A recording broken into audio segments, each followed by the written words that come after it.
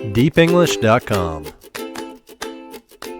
Mother Teresa was one of the 20th century's greatest humanitarians.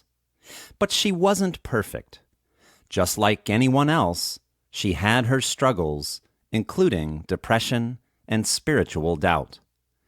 Before she became Mother Teresa, she was Agnes Gonxha Bojaxhiu. At 18, she became a nun and took the name Sister Mary Teresa. Before long, she was in India, teaching children from the poorest Bengali families.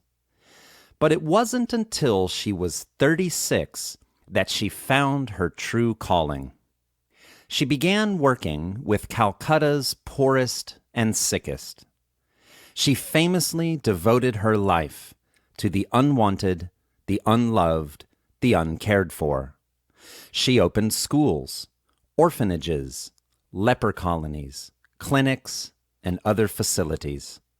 She worked personally with the poor and the sick around the globe, and she often did so at risk to her own health and safety.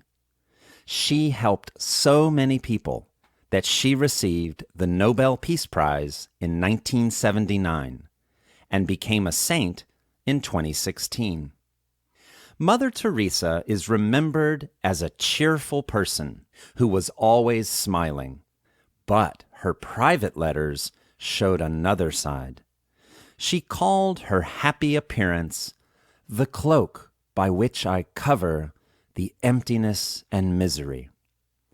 In the 1950s, she found herself in an existential crisis. She felt abandoned by God. But even as she struggled, she did not lose heart in her work. She continued her mission to help the poor and sick, offering love and support wherever she could. While she may not have always been as happy as she appeared, she had a deep sense of purpose, and this purpose gave her life meaning, even through her suffering. According to author Emily Esfahani, purpose is critical to a meaningful life. She says modern society is obsessed with superficial ideas of happiness. But a lack of happiness is not the reason for the despair we often see in the world. It's the lack of meaning. Esfahani spent 5 years trying to find out just how a person can live a meaningful life. She found that a sense of purpose, or using one's strengths to help others, was crucial.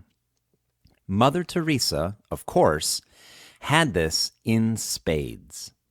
Esfahani also explains that a sense of belonging, moments of transcendence, and the way we frame our life stories are also important for living a meaningful life.